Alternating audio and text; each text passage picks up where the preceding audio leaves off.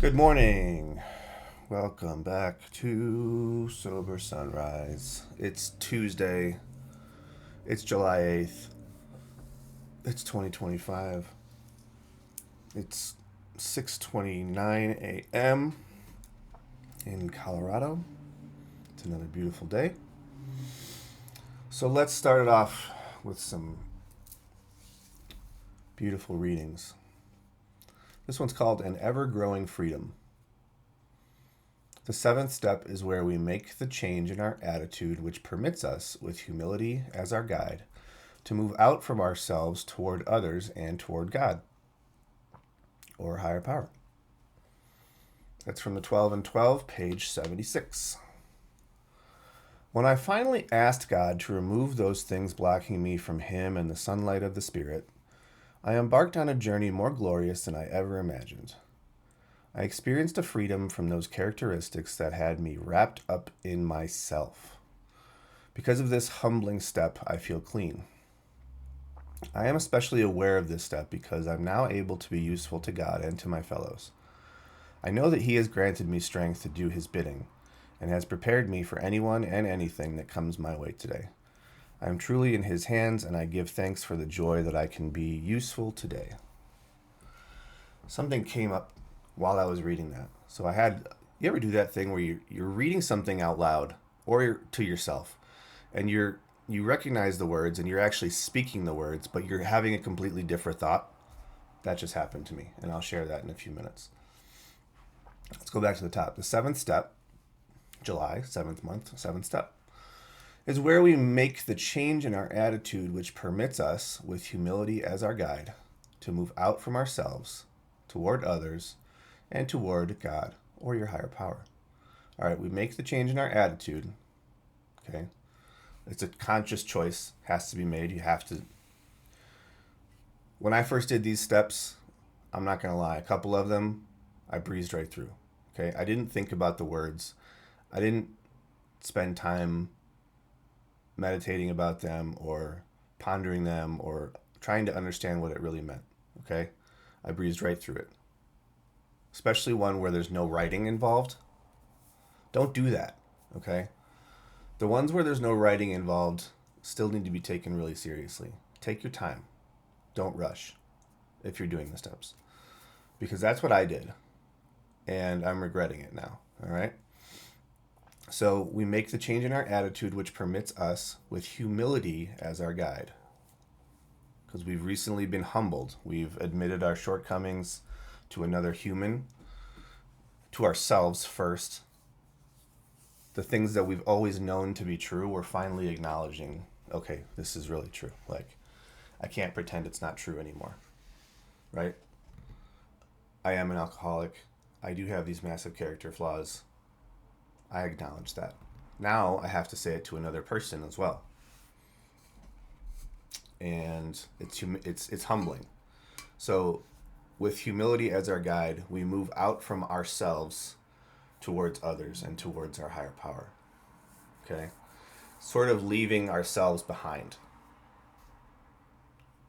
Our old selves. It's like if you could detach from you're going along all this time, and all of a sudden you get to a point where you can detach from your body and your old self stays here and your new self keeps moving forward. That's what this is like. And it's very empowering and it's very rewarding. Okay. We move out from ourselves towards others and toward God or your higher power. That's what I'm experiencing right now. All right. That's the stage that I'm in.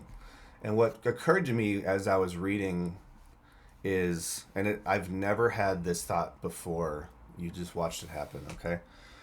I stopped doing my step work after step 7, because step 8 is where you start to write your amends. And for various reasons, I stopped working.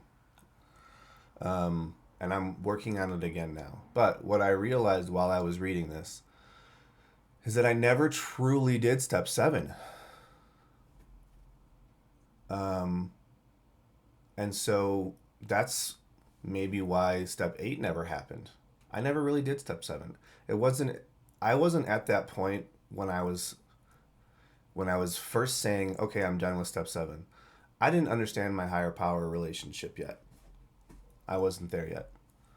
So I'm wondering now if this was some sort of intervention,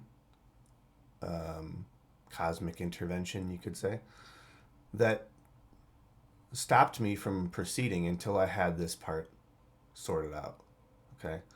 Where I could point to my higher power and say, that's what it is. I understand that. That makes sense to me.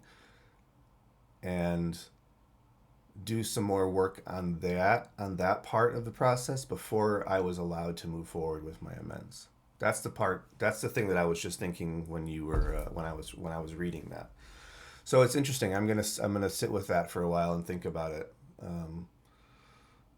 It's fascinating that I stopped where I stopped, and now I have this great relationship with a higher power that I understand, and it's giving me more power to move forward with step 8 and step 9. All right, so when I finally asked God to remove those things blocking me from Him and the sunlight of the Spirit, I embarked on a journey more glorious than I ever imagined. Yeah, I think that's the sentence that triggered that thought for me. When I finally, I'll just put it in my own perspective. When I finally became aware of my higher power and asked it to remove those things blocking me from the sunlight of the Spirit, I embarked on a journey more glorious than I ever imagined. And ever since I've made that shift, I have been on a journey that's pretty glorious. Like, there's definitely bumps in the road. It's not all rainbows and puppies. But ever since that moment, I have been spiritually on a journey that is pretty awesome. Okay?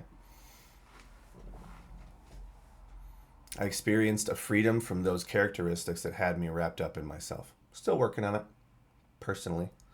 But some of those characteristics still have me wrapped up in myself from time to time. But the trick is, when I'm feeling that way, I recognize it, and I'm conscious of it, and I go, not again. Okay, I got to do something different. Instead of just moving forward in that pattern. And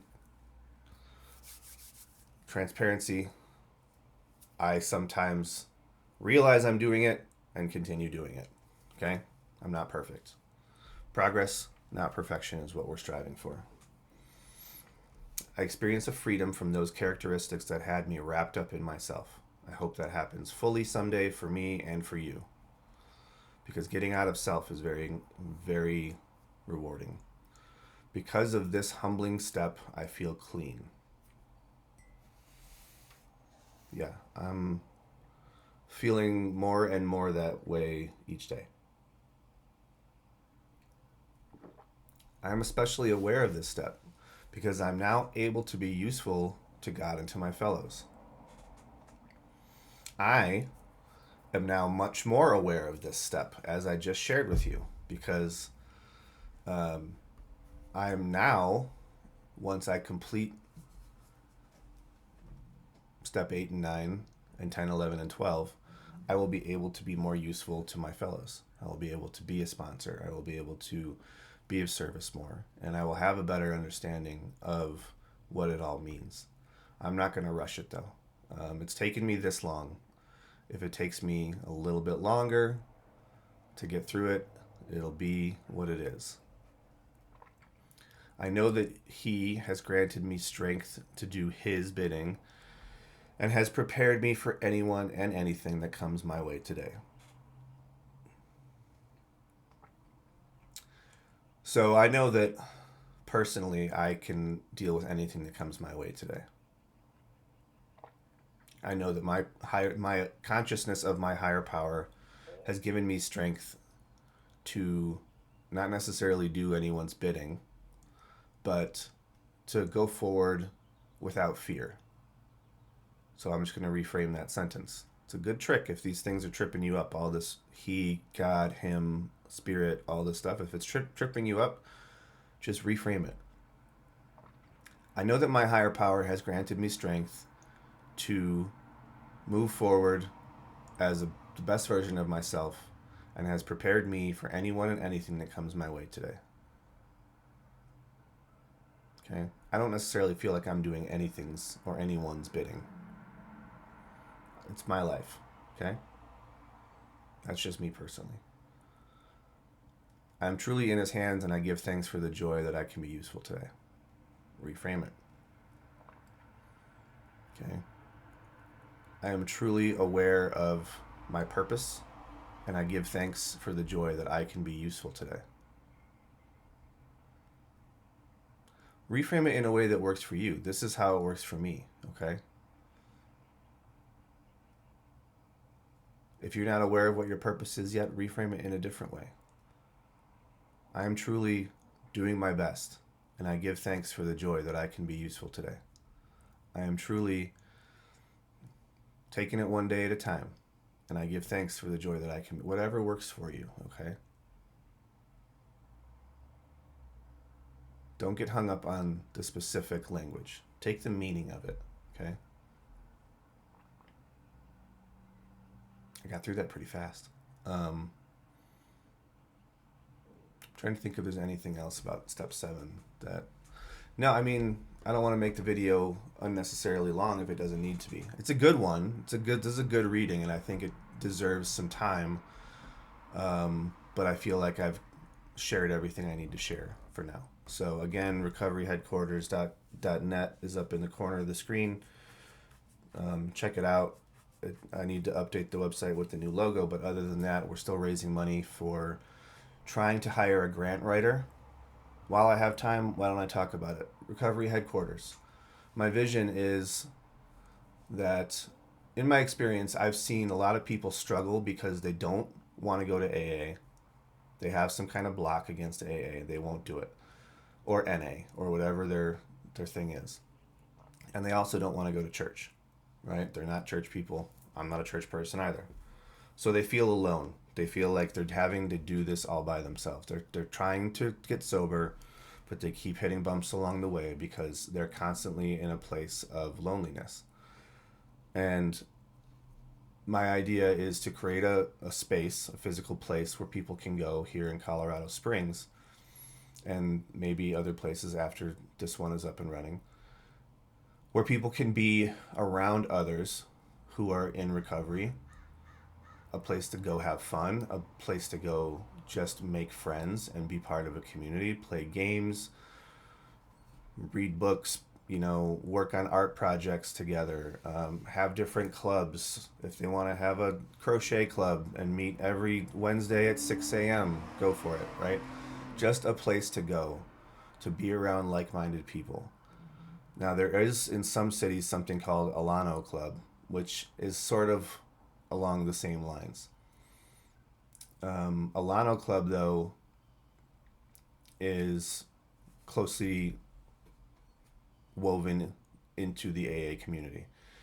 Recovery Headquarters is not going to be sponsored by AA. It's not going to be, closely aligned with AA or any churches or anything like that, which is why we need to raise our own money organically, okay? If an AA group comes once we have our physical location and it's beautiful and people love it, if a group says, hey, we'd love your space, we'd love to have a meeting here, sure, okay. But, you come for your meeting and then, that space goes back to what it's intended for. So that's the vision. If you can get behind it, go to recoveryhq.net. We are a 501c3, so anything over $250 donation is fully tax deductible, and I do have the ability to send you a receipt. So, if you think that this is a good idea and can help some people, we need every penny we can get to get started. What I'm trying to raise money for is to hire a grant writer with experience in nonprofits, because my attempts have not been successful so far in applying for grants.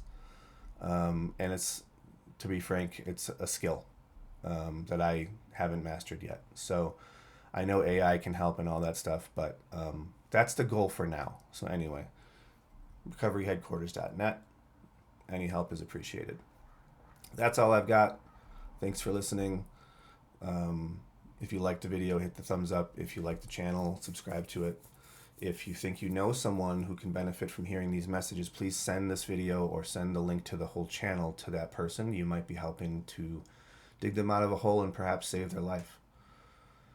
And that's it for today. So thank you for being here again.